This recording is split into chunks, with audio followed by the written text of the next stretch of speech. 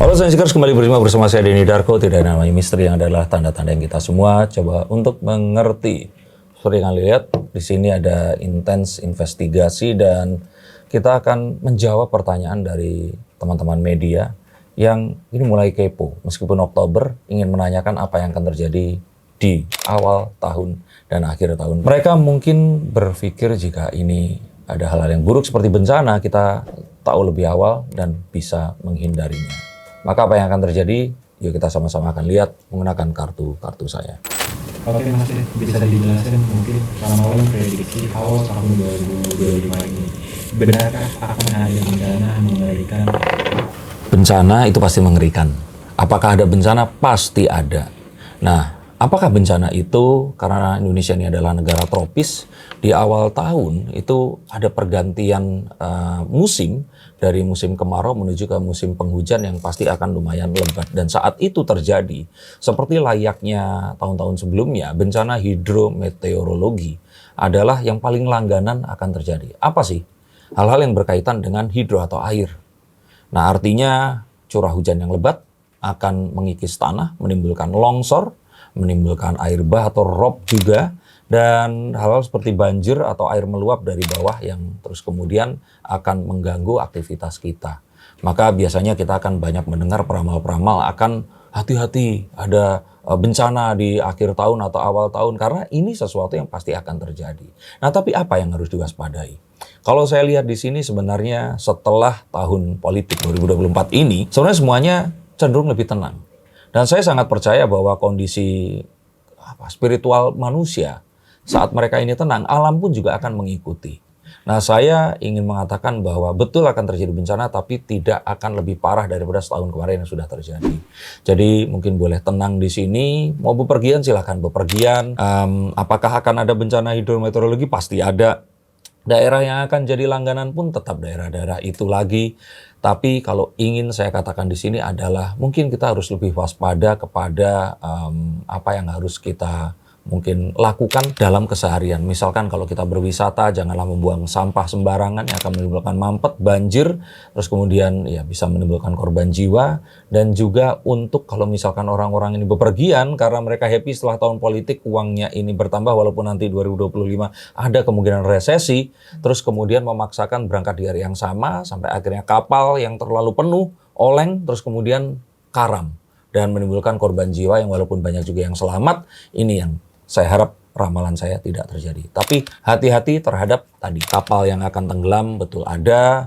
Tanah longsor ini akan tetap terjadi di tempat-tempat yang terjadi. Maka saya sarankan untuk mereka semua berpindah dari tempat tersebut ke tempat yang lebih aman. Untuk rob juga ya ini ada kemungkinan terjadi pula. Tapi yang lebih mungkin di sini sebenarnya adalah hal-hal yang berhubungan dengan ya tadi itu. Manusia yang berkumpul di satu tempat. Nah, itu yang terus kemudian menyebabkan sebuah petaka yang lebih besar. Maka harus hati-hati. Seperti kemarin di puncak sampai macet 13 jam, orang meninggal dunia. Jadi harapan saya sebenarnya alam itu tidak akan membunuh kita. Tapi perlakuan kita kepada alam yang terus kemudian akan membuat alam ini ya bersikap mengancam kepada diri kita.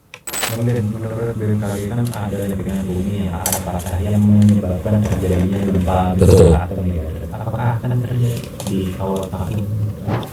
Ini masih 50-50. Kartu The Two of Swords mengatakan itu ada kemungkinan untuk terjadi. Tapi ada kemungkinan juga ini semua akan tertunda. Nah, kembali lagi di sini saya sangat percaya bahwa tragedi atau bencana ini tergantung dari manusia yang ada di atasnya ini tadi itu akan bersikap seperti apa. Nah, seperti kemarin ini kita tahu bahwa pilkada ini ternyata ya nggak seram sebelumnya. Ini membuat semuanya lebih tenang. Harapan saya ini semua bisa tertunda. Dan saya juga melihat bahwa pergeseran lempengan ini akan tertunda. Sehingga mungkin kita bisa melewati akhir tahun ini dengan lebih tenang dan bisa mensyukuri ini dengan pesta yang ya sepantasnya dan berdoa untuk tahun depan yang lebih baik lagi daripada tahun ini. Artinya daerah mana yang harus diwaspadai soal bencana? Saya kira ini sesuatu yang sudah diterawang sejak lama ya. Daerah-daerah seperti Bandung, terus kemudian yang mengalami atau dilewati oleh lempengan tektonik tadi. Nah, ini harus benar-benar ya kita paling tidak punya aplikasi BMKG untuk tahu. Karena harapan saya sih di sini kita akan bisa mengetahui lebih awal. Dan jika hal tersebut sudah kita lakukan, maka kita harus memiliki koordinasi dengan tetangga, orang-orang di sekitar kita, dan persiapkan hal tersebut. Tapi ketakutan yang terlalu besar itu juga nggak baik, karena saya sih berpikir bahwa ini suatu hal yang memang ditakuti, tapi di sisi yang yuk kita berdoa agar ini bisa kita lewati. Dan jikalaupun ternyata itu setelah terjadi, artinya ya kita berharap ini terjadi sekali, terjadi lagi baru mungkin ratusan atau ribuan tahun lagi nantinya. Saya maksudnya melihat awal bencana alam di awal tahun ini karena usia bumi sudah tua atau malah Ulah manusia ya, kalau saya kira ya. Karena ya apa yang kita mau bisa katakan dengan usia bumi yang tua, ya bumi sudah tua. Tapi bagaimana kita menyikapi alam ini tadi?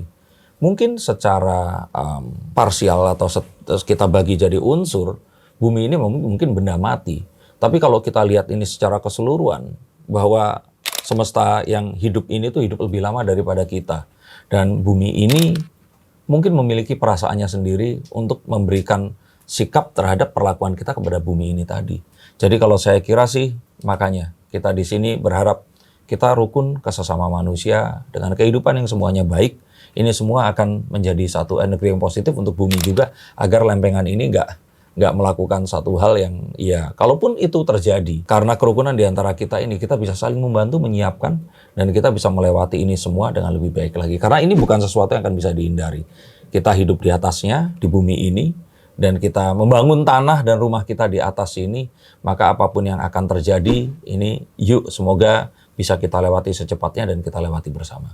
dan ada nggak sih penyakit atau wabah di awal tahun?